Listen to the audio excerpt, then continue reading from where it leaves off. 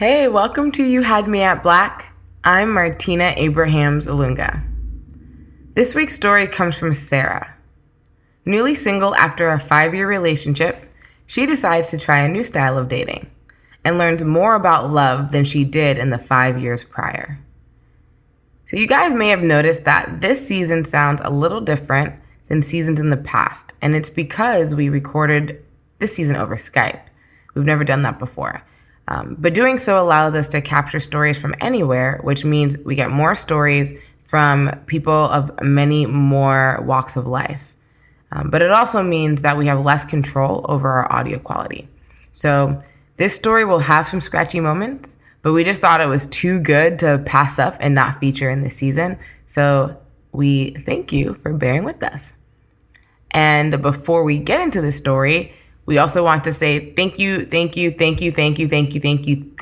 everyone who has supported us so far by contributing to our show at youhadmeatblack.com/100. Our goal is to receive 100 donations of $10 each week through May 16th.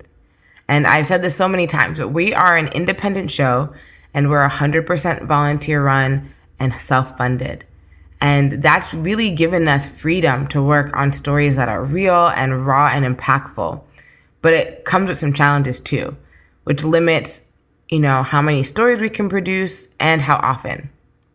And our mission is to reclaim the Black narrative. And that is huge. And it requires a village and resources, people and time, and quite frankly, coins.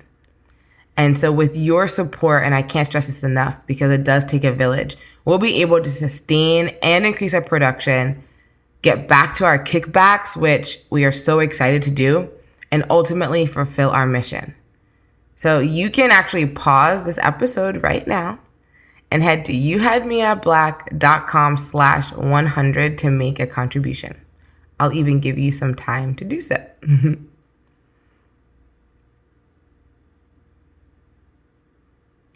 Alrighty, so thank you for your contribution. Let's get into Sarah's story. Here's what happened. I want you to breathe all this in. You're listening to You Had Me at Black. Black. Right in the heart of the city. Black. Man, Black. listen, man. Black.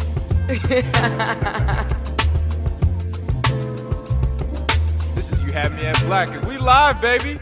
My cousin from DC calls me and she's like, "Hey, Sarah, I went to this concert last night. It was really, really good, and I think you should go in Chicago." And I'm like, "All right, I'll go." And I go to this concert with my friends. We were just talking in the show, and I turned around and I saw this beautiful man. He was like sunshine walking into a room. He walked out on stage, and I said, "Oh my God, who is that?" It felt like my spirit had jumped out of my body. And my friend said it was, let's call him John for now. And I said, "Oh my God, I loved him. I never knew I lived another lifetime till right now. I've had this man's babies before. I've had his children before. I love him." And they were like, "Girl, you sound crazy." So he starts performing on stage, singing and rapping, and I'm dancing. And we're making eye contact, and he's winking at me and smiling at me. And mind you, we're at a concert. There's a lot of people in this room. And I'm in my head, oh my God, I'm not crazy. So I make my way to the front, and it was the Red Sea opening. Everybody was like, "Oh my God, go ahead. Of course you can go to the front." Now, y'all know this never happens at concerts. So I get up to the front, and he comes to me and caresses my face, and I'm like, wow, what a familiar touch. I've looked into these eyes before. And he begins performing. We connect a little more during his performance, and Afterwards, we link up backstage, and we ended up like not hanging out afterwards due to, a few circumstances. And I link up with him on Twitter. About a month later, I see him again at a show, and I'm in the audience, and he comes over and grabs my hand and starts singing to me and like caresses my face again. And I'm like, oh my God, he remembers me. Like, I can't believe it. And then he goes to the other girls and like sings to them and grabs their hands. And I could tell they were really trying to get his attention and like be that girl for the night. And I'm thinking, oh, baby girl, I have showed up. Like, the queen has arrived. And so after the show, we end up linking up. But before we link up, like, I was really like, yo, like, this is some real hoe shit. Like, I might have not met him another lifetime, but I definitely don't know him in this one. So I had to, like, take a lot of shots because I'm like, the only thing I really know is my ex-boyfriend who I was with for 5 years. So, like, I take hella shots of Henny. We link up afterwards while we're having sex. Literally, my vagina dried up. I was so dehydrated. And he was like, it's okay. We could just take a water break. And I was just like, oh, my God, I'm so embarrassed. We take this water break. Yeah, it didn't work. And I was just like crying about how I hadn't had sex in so many months and I can't believe this happened to me. And he was just like, no, it's okay. It happens. Like, I'll call you when I'm in Chicago again. And I said, no, you're not. You're going to call another girl. Why would you do that? He was like, well, tonight you didn't worry about it. Don't ever worry about it. Whenever you're in the room, it'll always be you. Don't ever question it. And I said, okay. So a week later, he calls me. I redeemed my vagina. And he's off to Australia and Europe to go on this world tour. And my friends are like asking me questions like, have you talked to him again? I'm like, no. And they're like, what? And I was like, yo, like, I feel him in my spirit. I feel so spiritually connected to this man. I don't have to call him. I don't have to talk to him every day. I literally meditate and he pops up in my meditations. And I'm pretty sure he's thinking of me too.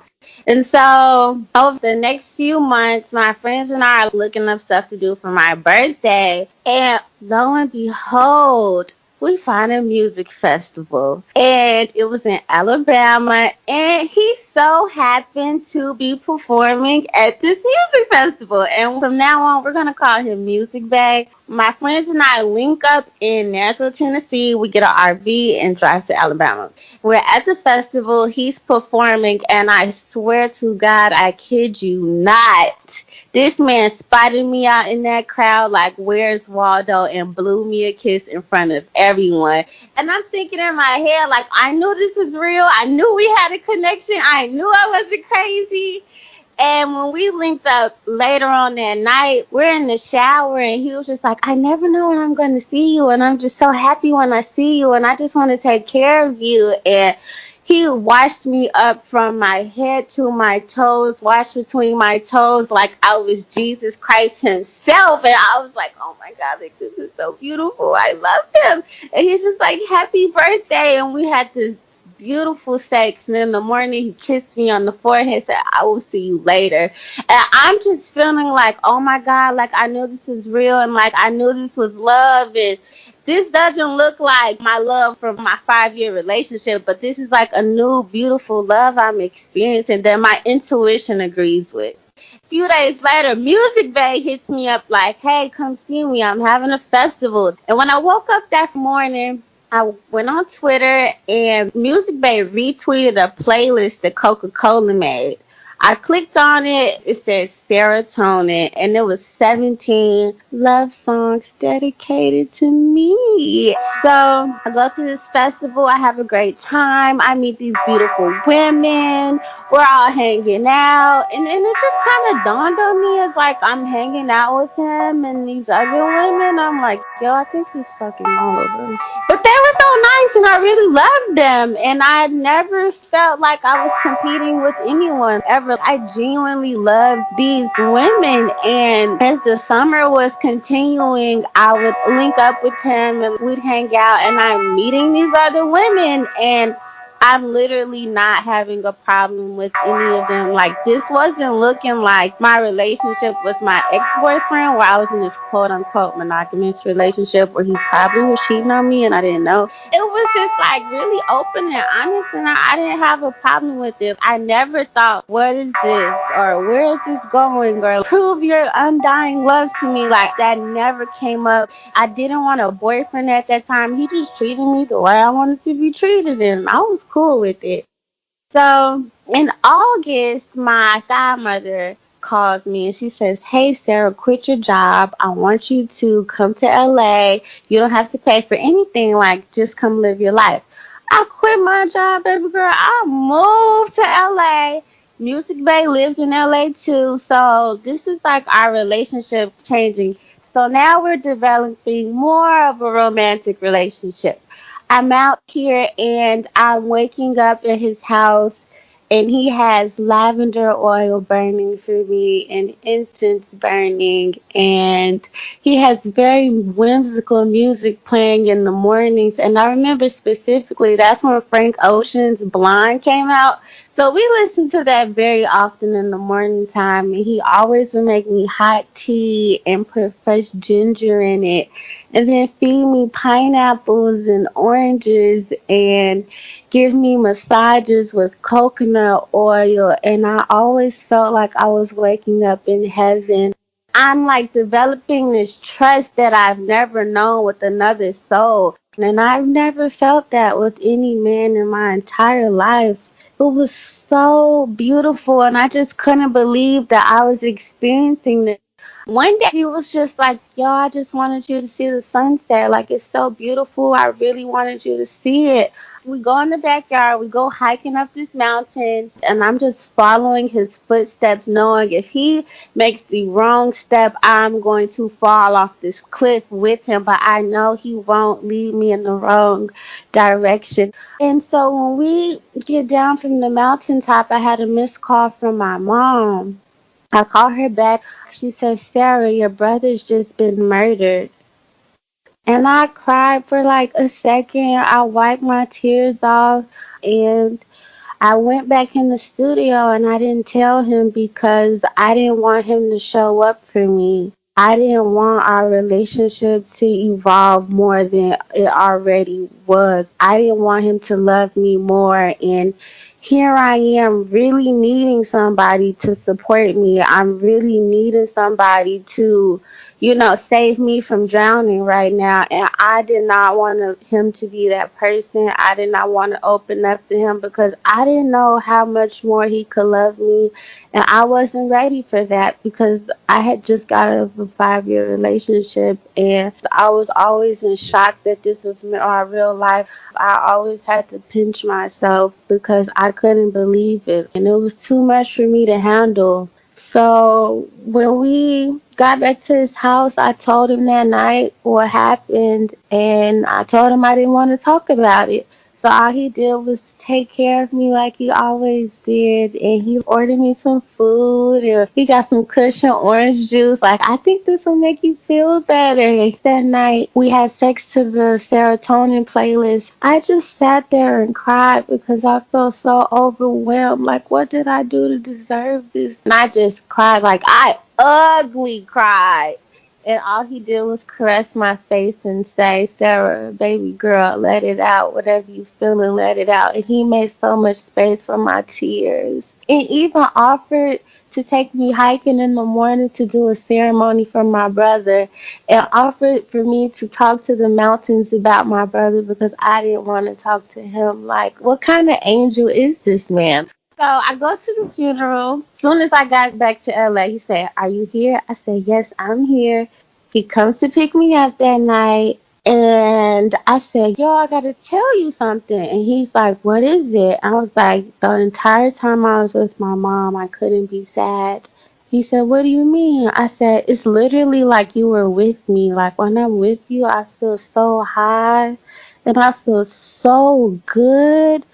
And I felt like your energy was with me, like your aura was protecting me, like you would let me feel no pain, and you just let me be strong. And like, I don't know, sound crazy? And he was like, no, Sarah, I'm always with you. Like, I love you so much. We're so connected. And he was like, but my problem is you're always fighting this. You act like it's not real. And it is real. And everything between us is so natural. So stop fighting it. And I was just like, back quiet, back shocked. As time is going on, I am meeting more women. I am loving on them as well. Like, we're going to concerts, we're going to shows. I'm like, girl, bring your cousin in there, bring your friend. Like, we're going. He's telling everybody, Sarah, this is my lover. I love her. I adore her. Like, I'm never feeling disrespected. I never feel like anybody is competition for me. I never feel like, oh, if he likes her, if he goes and fucks her, he's not going to like me. Like, I never felt that way one day. I thought this man's love was so beautiful that, girl, if you could get any ounce of it, I want you to get some too, because it's so beautiful and I want you to know this is real. Like, I don't own this man, and if he loves you, that does not take away from me. Until I met this one girl. Every time I was around her, she had an attitude. She looking at me crazy. She always saying more stuff to me. I'm like, I'm not confrontational. Like, I know who I am. I know what kind of energy I bring in this space. Like, I don't know why she's acting like this.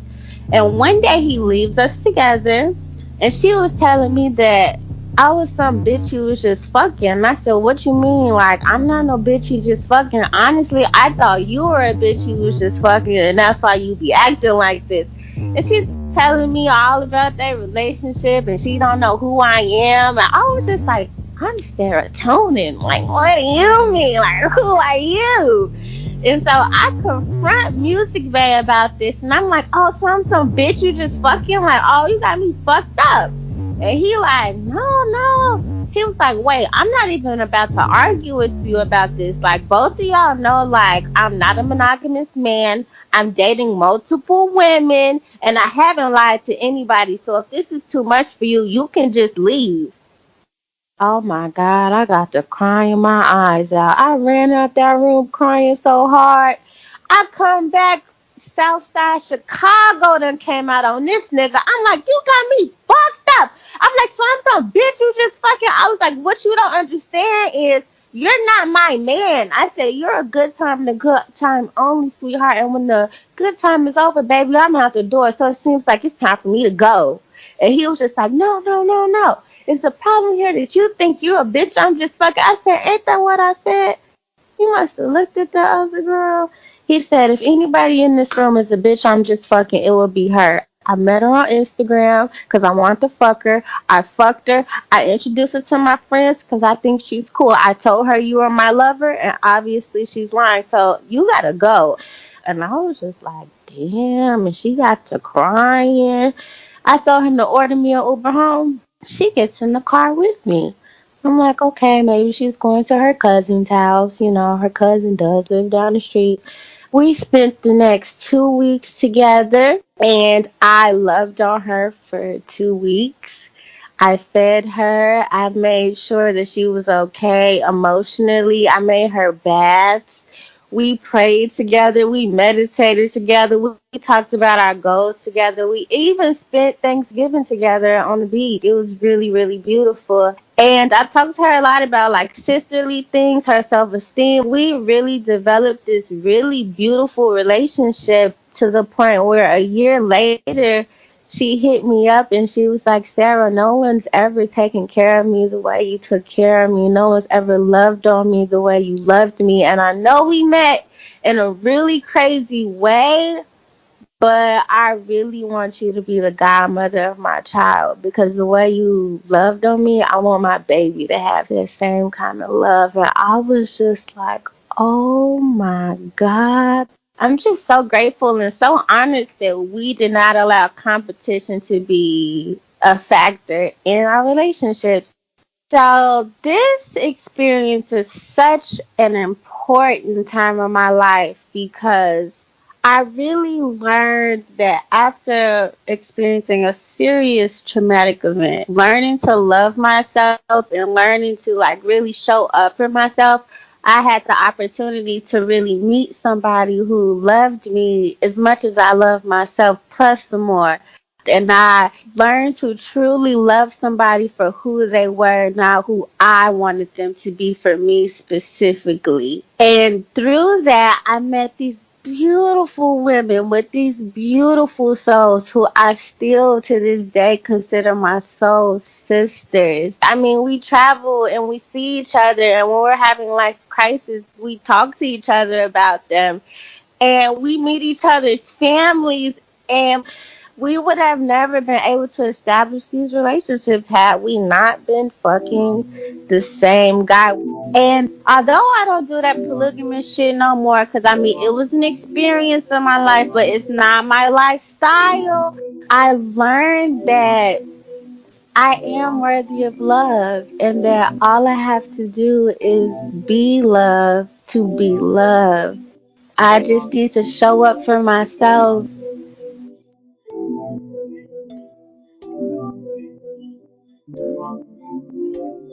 Thanks for listening. To learn more about our team, head to youhadmeatblack.com/aboutus. Peace.